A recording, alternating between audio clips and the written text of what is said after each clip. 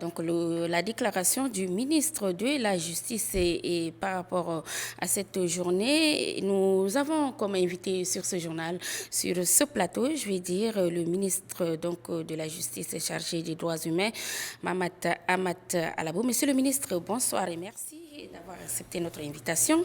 Bonsoir. Voilà, vous venez d'effectuer une mission en Europe et surtout pour défendre le dossier du gouvernement suite à ce qui s'est passé le 20 octobre dernier dans notre pays, dans certaines villes. Donc, quel est le message que vous avez livré lors de votre passage dans les différents pays? Bien, merci de me donner l'occasion de faire un petit résumé de la mission à nous confier. Une délégation de 3 personnes, moi-même, le ministre de la Communication et les conseillers du président chargé des droits de l'homme. On s'est rendu d'abord à Genève, ensuite à La Haye et enfin nous avons fini la mission à Berlin. À Genève se trouve le siège du Haut Commissariat des droits de l'homme. Et là-bas, nous sommes partis rencontrer le Haut Commissaire et il vient d'être élu à ce poste. Nous l'avons félicité, encouragé pour son travail. Et ensuite, nous avons fait le tour de la situation de façon générale. Nous avons présenté la situation sécuritaire dans notre pays et en même temps, nous avons demandé l'appui et le soutien de cette institution. Vous savez que chaque pays, tous les pays du monde ont des rapports périodiques qu'ils présentent devant cette institution. Et le Tchad a présenté au début du mois de novembre son rapport sur la traite et la violation des droits de l'homme.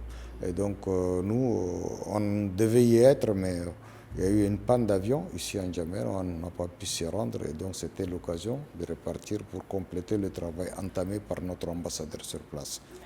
Et qu'est-ce qui s'est passé exactement par rapport au dossier du 20 octobre, comme je le disais tantôt? Vous savez que le bureau du Haut Commissariat des Nations Unies a son siège en Djamena et c'est une agence du système des Nations Unies.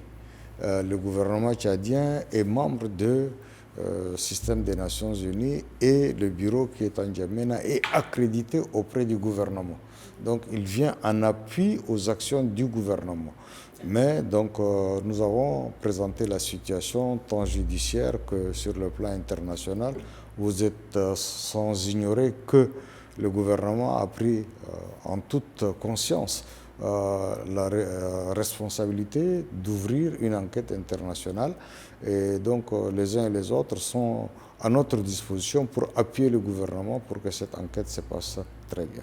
D'accord. Donc, le bureau de N'Djamena avait déjà fait un compte rendu au Conseil de sécurité à Genève avant votre arrivée. Non, là-bas, ce n'est pas un conseil de sécurité.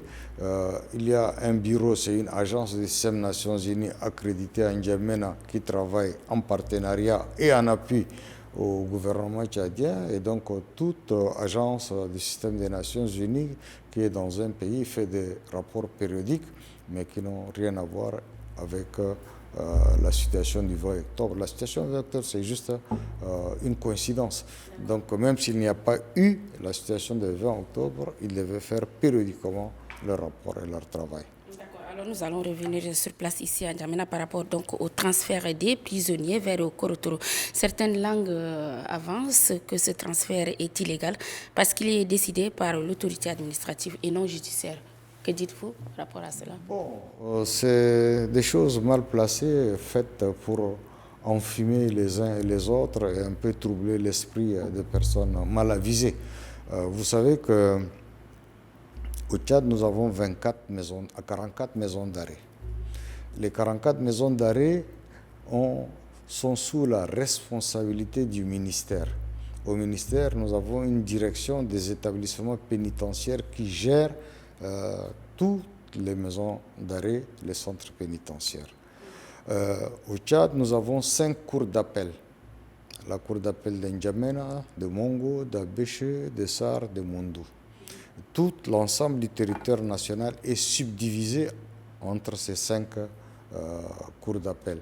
Et donc les cours d'appel ne dépendent pas les maisons d'arrêt et les centres pénitentiaires ne dépendent pas des cours d'appel. Et donc, quand les manifestations et les insurrections du 20 octobre ont eu lieu, vous savez tous que les magistrats étaient en grève. Et les violons en N'Djamena, c'est-à-dire les petits cachots dans les commissariats et les postes de gendarmerie, étaient surpeuplés. Il n'y avait plus de place où mettre quelqu'un.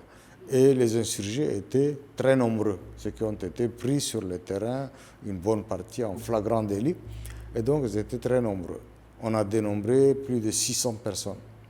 On ne savait pas où le mettre. On ne savait pas où le mettre ici. Et donc, c'est pourquoi l'autorité... Vous savez que la justice ne va pas directement arrêter. La justice travaille avec le ministère de la Sécurité et le ministère de la Défense. La gendarmerie étant rattachée à la Défense et la police étant rattachée au ministère de la Sécurité. Donc c'est eux qui procèdent aux arrestations des personnes qui violent la loi. Et c'est eux qui, après avoir appréhendé ces personnes, les mettent à la disposition de la justice. Et donc eux, ils les ont déposés à Korotoro et il est de notre devoir en tant que garde des Sceaux, d'envoyer immédiatement une équipe judiciaire pour aller faire la situation de ce qui sont devenus les gens qu'on a envoyés à Korotoro. Voyez-vous, beaucoup de gens disent que on a déporté des gens à l'extrême nord. Donc certainement ils ne connaissent même pas la géographie du Tchad. Si vous regardez Korotoro sur la carte du Tchad, on a l'impression que Korotoro se trouve au centre du Tchad et non à l'extrême nord du Tchad. Et on n'a pas déporté des gens, mais on les a transférés. Le terme déportation est très fort parce qu'il est relatif à la Shoah, à la Deuxième Guerre mondiale, pendant laquelle les Juifs ont été transportés massivement dans les camps de concentration. Ce sont des choses complètement différentes. D'accord. Mais monsieur le ministre, certaines voix se sont élevées pour dénoncer le procès qui s'est déroulé à Korotoro, notamment au sein même de votre ministère. Il semble que les accusés n'ont pas eu droit à une défense. Qu'est-ce qui s'est passé exactement? Bon, vous savez que nous avons un code de procédure pénale et un code pénal. Le code de procédure pénale dit en son article 50, quand quelqu'un est auditionné, on doit lui signifier qu'il a droit à une défense, qu'il peut s'adjoindre les services d'un avocat. Il y a beaucoup de gens qui sont appréhendés, qui, pour des raisons qui leur sont propres, décident de se défendre eux-mêmes, ou ils se disent qu'ils n'ont pas les moyens de s'offrir les services d'un avocat. Mais on leur fait signifier qu'ils ont le droit et qu'ils signent leur procès verbal. Et donc, dès l'instant où quelqu'un veut, gratuitement ou volontairement ou de quelque façon que ce soit, défendre quelqu'un, mais le procès, il est annoncé. Et donc, la personne qui veut aller défendre quelqu'un qui se trouve à tel endroit bien connu, il se déplace le jour du procès pour défendre la personne. D'accord. Donc, si on ne veut pas aller défendre les gens, on reste ici, on lance des boycotts, et chacun est libre. Voilà, et monsieur le ministre, une dernière question. Que répondez-vous à ces personnes qui disent qu'il y a des centaines et des milliers de morts ou de disparus? Je n'ai pas entendu. Que répondez-vous à ces personnes-là qui disent qu'il y a des centaines et des milliers de morts ou de disparus? Bon, vous savez que, comme je l'ai déjà tantôt dit, nous, on travaille sur des faits.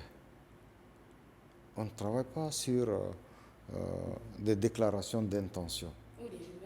Ou des rumeurs, ou de tout ce que vous voulez. J'ai envoyé une mission à Korotoro. Elle a trouvé 621 personnes appréhendées. Sur les 621 appréhendés, il y a au début 83 mineurs. L'un d'eux était tout petit, moins de 12 ans. Selon la loi tchadienne, il est irresponsable. Donc on l'a mis immédiatement entre les mains de ses parents. Quand on a fait les tris, sur les 82 restants, on a trouvé que 2 n'étaient pas mineurs, ils étaient majeurs. Ceux-là également, on les a dégagés du lot. Il restait 80 qu'on a immédiatement ramenés à N'Djamena. D'accord.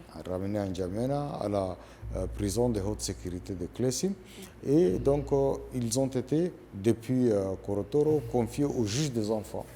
Le juge des enfants, comme pour ceux qui sont cités en flagrant délit, et donc les avocats se sont constitués pour les défendre. D'accord. Et le ministère de l'Enfance, chargé de la protection des enfants, c'est une direction de ce ministère, a écrit au juge pour demander la mise en liberté provisoire de ces enfants, sous garde de leurs parents.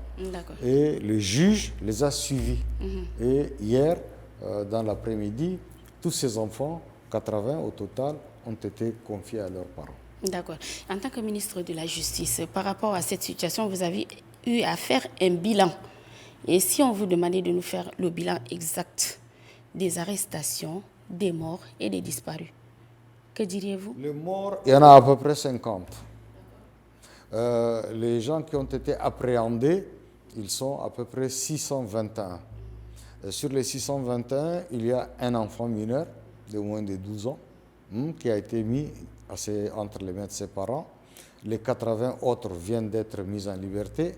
À Korotoro, on a libéré d'office 59 personnes et on a jugé avec sursis 80 autres et 262 ont été condamnés par le juge. Et il reste 137. Sur les 137, ils sont confiés au cabinet d'instruction. Moi, en ma qualité de garde des Sceaux, je n'ai pas le droit de mettre mon nez dans le dossier qui est en jugement. Et donc, j'attends que la procédure soit terminée et qu'on me présente la situation pour aviser. Merci, Monsieur le ministre. Merci pour tous ces éclaircissements. Je rappelle que nous avons reçu ici sur ce plateau le ministre de la Justice et des Droits humains, Mamat Amat Alabou.